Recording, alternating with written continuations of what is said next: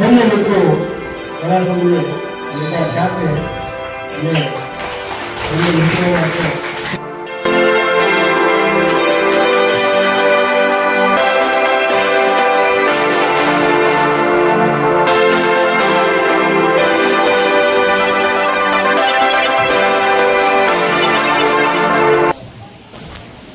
નમસ્કાર.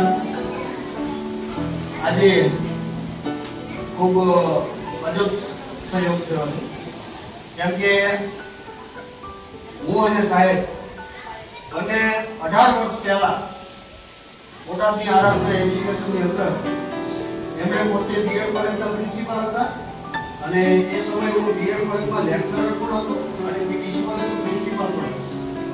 એ સમયે અમારી જે કારકિર્દી હતી એ બહુ હાલતપૂર્વક હતી અને એમને પ્રાઇવેટની અંદર નોકરી કરતા. ત્યારે સાહેબ જે છે એની એક વિશેષ વાત તમને કહું કે એમણે પોતે રાષ્ટ્રભાષા હિન્દી ના નેશનલ લેવલના એમણે બ્રાન્ડ એમ્બેસેડર કે જે કહી શકાય આખા ભાવનગર જિલ્લાની અંદર રાષ્ટ્રભાષા હિન્દી વિનીત કોવિદ રત્ન સુધાકર જે એમ કહેવાય કે એને અને એની સમકક્ષ ડિગ્રીઓ કહેવાય એનું કામ સાહેબ કરી રહ્યા છે. ઘણા બધા વિદ્યાર્થી મિત્રો આજે જ્યારે સાહેબ અહીંયા વધાર્યા છે ત્યારે મારે એક વાત કહેવી કે જીવનની અંદર કઠોર પરિશ્રમનો કોઈ વિકલ્પ નથી.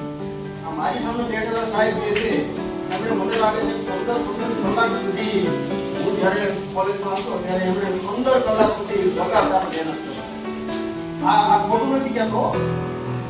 એટલે એમણે એક બાજુ નોકરી પતાવી અને પછી તરત જ પોતાની સ્કૂલ ચાલે છે ભાવનગરની અંદર. એનું નામ છે તેજસ્વી વિદ્યાલય. એના કામની અંદર લાગી જતા અને મને એમ કહેવાય કે લગભગ થોડાક જ એવા કલાકો હતી કે જે પોતે સુતા છે કે જે આરામ કરતા છે અને અહીં સુધી પહોંચ્યા છે. અને મારા અધિકારી તરીકે મારી સ્કૂલની અંદર આવ્યા છે ત્યારે મને ખરેખર બહુ હર્ષથી લાગી લાગી અને સાહેબ આવી જ રીતે આગળ વધતા રહે એવી શુભકામના આપું છું. તમારે આપણા જીવનમાં જે શીખવાનું છે કે જીવનની અંદર જેટલી મહેનત કરશો એટલું ભણવામાં ધ્યાન રાખશો એટલું તમે આગળ વધી શકશો.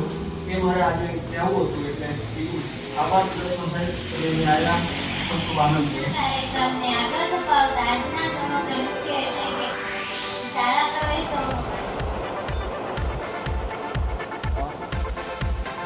નાનકડા મગજના મોટા સપના, નાનકડા મગજના મોટા સપના, શિક્ષણમાં મારા બુદ્ધ હોય છે રચના. મમતાની માનો ઘોડો છોડી પપ્પાને અમી પકડી બાપા પકડી બધા નાના નાના ભૂલકાઓ પોતાના જીવન પોતાની પ્રથમથી ભક્તિ કરવા જઈ રહ્યા છે. આવી સોનેરી બધી આપણી વચ્ચે મહેમાન પ્રિય આવત આ અવસરમાં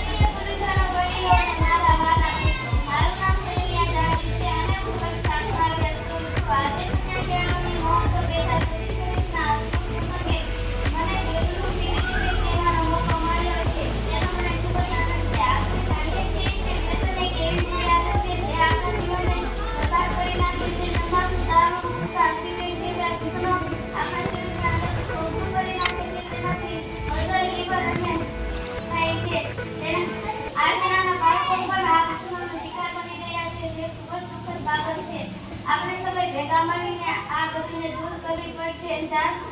ચાલો આપણે શાળામાં વ્યસન મુક્તિની જાગૃતિ ફેલાવીએ, મિત્રોને સમજાવીએ કે વ્યસનથી દૂર રહેવું કેટલું જરૂરી છે. ખાસ કરીને કે કન્યા કેળવણી અંતર્ગત આપણે દીકરીઓને ભણાવીએ છીએ. એક શિક્ષિત દીકરી પોતાના પરિવાર, ભાઈઓ, પિતા અને પતિને સમજાવી શકે છે કે વ્યસન એક બુરી આદત છે જે શરીરને અંદરથી ખોખલું કરી નાખે છે. તેનાથી ગંભીર નુકસાન થાય છે. આપ સૌનો આભાર.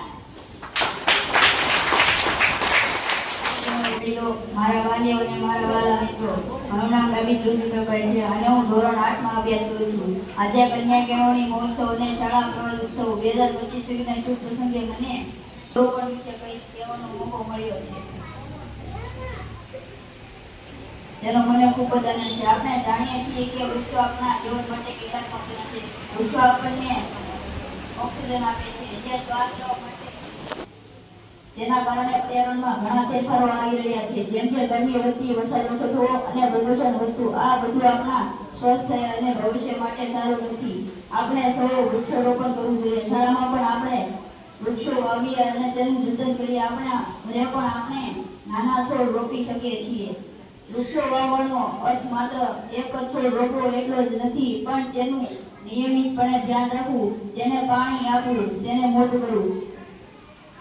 આજે જે નાના ભાઈ બહેનો શાળામાં પ્રવેશ કરી રહ્યા છે તેમને પણ આપણે વૃક્ષોનું મહત્વ સમજાવવું જોઈએ. કન્યા કેળવણી મહોત્સવ દ્વારા આપણે દીકરીઓને ભણાવીએ છીએ અને એક શિક્ષિત દીકરી પોતાના જ્ઞાન દ્વારા વૃક્ષારોપણ અને પર્યાવરણ સુરક્ષાના સંદેશાને સમાજમાં ફેરવી શકે છે. ચાલો આપણે સૌ ભેગા મળીએ અને વધુને વધુ વૃક્ષો વાવીએ અને આપણી પૃથ્વીને હરિયાળી અને સ્વચ્છ બનાવીએ. યાદ રાખીએ, એક વૃક્ષ સો પુત્ર સમાન છે. આભાર.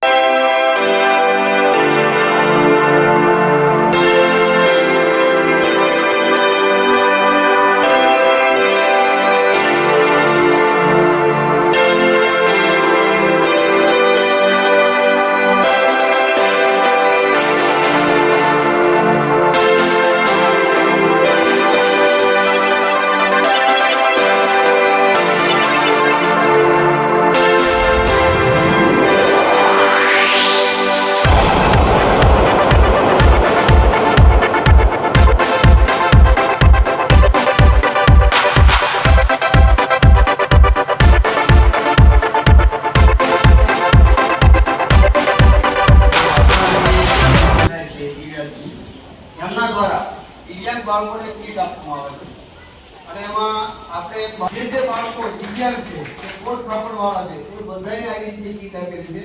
આપણે સૌ દિવ્યાંગજી માટે તાળીઓ પાડીએ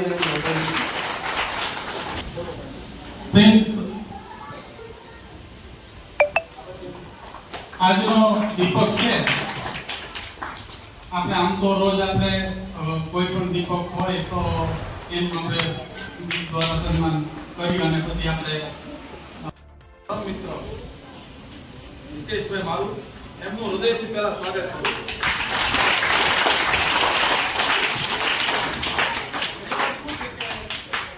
પહેલા નોકરીમાં ભેગા થાય વ્યવસાય બદલાય, પણ અમારા મિત્ર જે છે એ શિક્ષણનો વ્યવસાય પકડી રહ્યા અને આજે અનાયાસે